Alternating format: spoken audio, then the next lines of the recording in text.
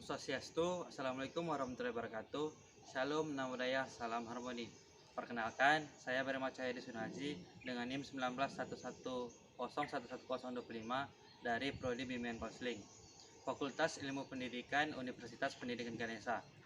Adapun tujuan dari pembuatan video ini untuk menyelesaikan tugas proposal skripsi saya yang berjudul Pengaruh Konseling Behavioral Teknik Self Management untuk meningkatkan motivasi belajar siswa.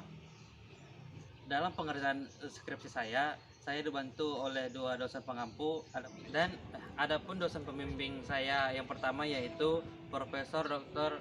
Iketut Darsana MPD Kons dan dosen pembimbing dua saya itu Profesor Dr. Niketut Suwarni MS Kons. Om Swastiastu, Assalamualaikum warahmatullahi wabarakatuh. Shalom, Namo Buddhaya, Salam Harmoni. Perkenalkan, saya Bernama Cahyadi Sunaji dengan NIM 191110111025 dari Program Studi Bimbingan Konseling semester 8. Di sini saya akan mempresentasikan mengenai pengertian motivasi belajar serta indikator-indikator dari motivasi belajar skripsi saya. Adapun judul dari skripsi saya yaitu Pengaruh Konseling Behavioral Teknik Self Management untuk meningkatkan motivasi belajar siswa di kelas 11 SMA Negeri 4 Singaraja. Dalam pengerjaan skripsi saya selalu dibimbing oleh dua dosen pembimbing. Adapun dosen pembimbing pertama saya yaitu Profesor Dr. Iketut Darsana MPD Kons. Dan dosen pembimbing kedua yaitu Profesor Dr. Niketut Suwarni MS Kons. Pertemuan pertama. Dalam pertemuan pertama, saya akan memberikan pemberian pretest pada kelas eksperimen dan kelas kontrol. Pertemuan kedua yaitu siswa mampu memahami pengertian motivasi belajar dan indikator-indikator dari motivasi belajar. Pengertian motivasi belajar. Adapun pengertian motivasi belajar menurut Hamzah B. Uno pada tahun 2007 halaman 23, ia mengatakan motivasi belajar adalah dorongan internal dan eksternal pada siswa-siswi yang sedang belajar untuk mengadakan perubahan tingkah laku. Pada umumnya dengan beberapa indikator atau unsur yang mendukung. Indikator motivasi belajar menurut Hamzah B. Uno ada 6. Yang pertama ialah adanya hasrat keinginan untuk berhasil. Kedua, adanya dorongan dan kebutuhan belajar. Ketiga, adanya harapan dan cita-cita masa depan. Keempat, adanya penghargaan dalam belajar. Kelima, adanya kegiatan yang menarik dalam belajar. Keenam, adanya keadaan belajar yang kondusif. Pertama, adanya hasrat keinginan untuk berhasil. Keinginan untuk berhasil dalam belajar dalam kehidupan sehari-hari pada umumnya disebut motif berprestasi, yaitu motif untuk berhasil dalam melakukan suatu tugas dan pekerjaan.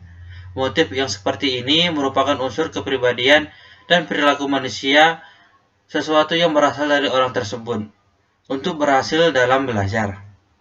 Kedua, yaitu adanya dorongan kebutuhan belajar, yaitu di mana seseorang mendapatkan motivasi justru karena dorongan menghindari kegagalan yang bersumber pada ketakutan akan mengalami kegagalan.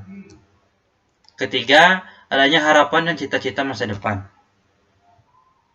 yaitu sifat di mana seseorang sudah memiliki harapan serta cita-cita untuk masa depannya kelak. Keempat, adanya penghargaan dalam belajar. Pernyataan verbal atau penghargaan dalam bentuk lainnya terhadap perilaku baik atau hasil belajar siswa yang baik merupakan cara yang efektif untuk meningkatkan motivasi belajar siswa pada hasil belajar yang lebih baik.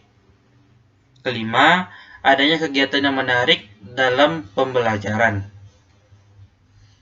Suasana yang menarik menyebabkan proses belajar menjadi lebih bermakna. Sesuatu yang lebih bermakna akan selalu diingat, dipahami, dan dihargai oleh para siswa-siswa. Adapun Kegiatan yang menarik itu seperti kegiatan belajar diskusi, terjun lapangan, pengabdian masyarakat, dan sebagainya.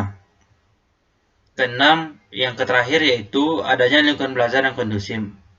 Pada umumnya, motivasi dasar yang bersifat pribadi muncul dalam tindakan individu setelah dibentuk oleh lingkungan. Dengan lingkungan kelas yang kondusif, siswa akan mampu memperoleh bantuan yang tepat dalam mengatasi kesulitan atau masalah dalam belajar serta lebih fokus dalam belajar. Pertemuan ketiga yaitu pemberian FRBK. Pertemuan keempat yaitu siswa dapat menyaksikan video contoh dari perilaku motivasi belajar yang tinggi dan rendah dari setiap indikator motivasi belajar. Dalam pemaparan video tersebut, saya sendiri yang memberikan contoh, saya sendiri yang menjadi aktornya dalam pemberian contoh tersebut. Selanjutnya itu pertemuan kelima, yaitu siswa dapat membuat contoh videonya sendiri yang memiliki motivasi belajar yang tinggi dan rendah dari setiap indikator motivasi belajar. Pertemuan keenam, yaitu penampilan video dari siswa. Pada pertemuan keenam ini, saya akan menampilkan video hasil dari yang sudah dibuat para siswa mengenai indikator motivasi belajar yang sudah saya ajarkan. Pertemuan ketujuh. Pada pertemuan ketujuh, saya akan memberikan post-test pada kelas eksperimen dan kelas kontrol. Selanjutnya itu analisis bab 4 dan bab 5. Mungkin sekian dari presentasi saya. Jika ada salah kata, saya minta maaf sebesar-besarnya. Saya akhiri dengan Parama Santi. Om Santi Santi Om. Wassalamualaikum warahmatullahi wabarakatuh. Shalom, Namo Buddhaya, salam harmoni. Terima kasih.